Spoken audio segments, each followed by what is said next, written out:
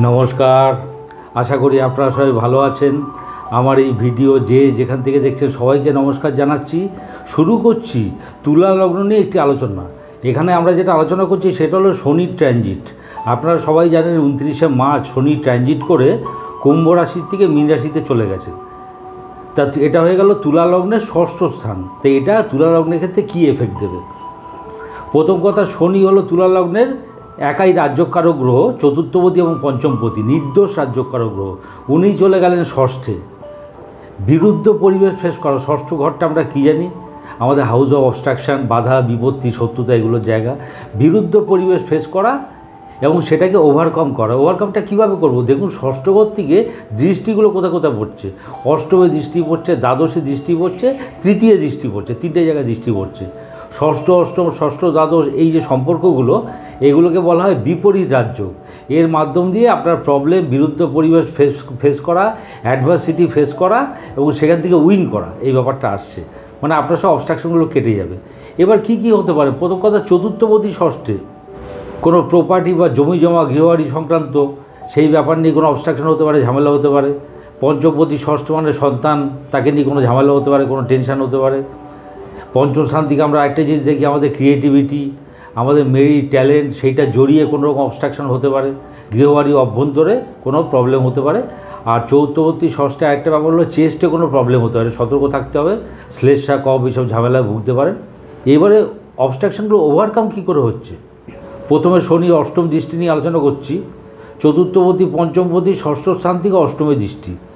তাহলে কি হলো? বিপরীত রাজ্য। এটা মিনিংটা হচ্ছে আপনার অবস্ট্রাকশানগুলো বিনাশগত হইবে, এটা হচ্ছে মানে বোঝাচ্ছে।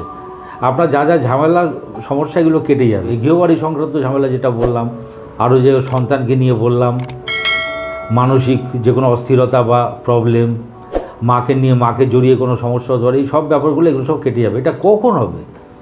এটা হবে যখনই গোচরে শনি, বৃহস্পতি এবং শুক্র একসঙ্গে মিট করবে, যে কোনোভাবে হোক, দৃষ্টি বিনিময় হোক, নক্ষত্র হোক, যখন মিট করবে তখন এই প্রবলেমগুলো কাটবে। এটা হয়ে গেল ষষ্ঠ আর অষ্টমের কম্বিনেশনের রেজাল্ট। এবারে শনি ষষ্ঠ ঘরে পড়ে দৃষ্টি পড়ছে দ্বাদশে, অর্থাৎ কন্যাতে। এখানে কিন্তু সবার আগে যেটা বলছি, পায়ের কোনো সমস্যা, পা নিয়ে সাবধান, এটা হতে পারে। আর সেকেন্ড কথা হলো, যেটা বললাম চেস্টে প্রবলেম, এটা হওয়ার খুব সম্ভাবনা আছে, ওটা একটু ট্রিটমেন্ট করবেন। এই ব্যাপারটা কনসাল্ট উইথ ডক্টরস। আপনার কর্মস্থানে সব অবস্ট্রাকশন কেটে যাবে। ষষ্ঠটা হলো কর্মের নবম, কর্মসূত্রে ভাগ্যোদয়। এবং দেখুন দৃষ্টি পড়ছে কোথায়? কর্মের তৃতীয়। কর্ম যদি কর্কট হয়, কন্যাতে দৃষ্টি পড়ছে। কর্মস্থানে নিজের উদ্যমের প্রকাশ এবং তার মধ্যে দিয়ে ভাগ্যোদয়। কর্মস্থানে যা যা বিরুদ্ধ পরিবেশ ফেস করবে, ওগুলো কেটে যাবে। বিরুদ্ধ পরিবেশের মধ্যে দিয়ে উইন করা, যেটা বলছিলাম। এবং এটা কখন হবে সেই আরেকবার বলে দিচ্ছি।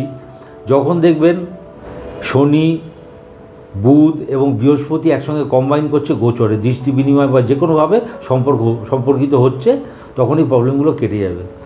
এটাও কিন্তু একটা বিপরীত রাজযোগের রেজাল্ট। বিদ্যা সংক্রান্ত সব অবস্ট্রাকশন কেটে যাবে। যারা স্টুডেন্ট, যারা পড়াশোনা করছেন, সন্তানকে জড়িয়ে বা আপনার ক্রিয়েটিভিটি, আপনার মেধা, সেই সংক্রান্ত যা যা অবস্ট্রাকশন, এগুলো সব কেটে যাবে। এবারে শনির দৃষ্টি পড়ে যাচ্ছে কোথায়? ধনুতে, অর্থাৎ তৃতীয় স্থানে। প্রথম কথা, হাতে কোনো সমস্যা হতে পারে, এটা নজর রাখবেন। কেননা ধনু হাউসটা ইন্ডিকেট করে হ্যান্ড আর কি, বৃহস্পতির ঘর। বৃহস্পতি মানে বিদ্যা, জ্ঞান, এই হ্যান্ডটাকে ইন্ডিকেট করে।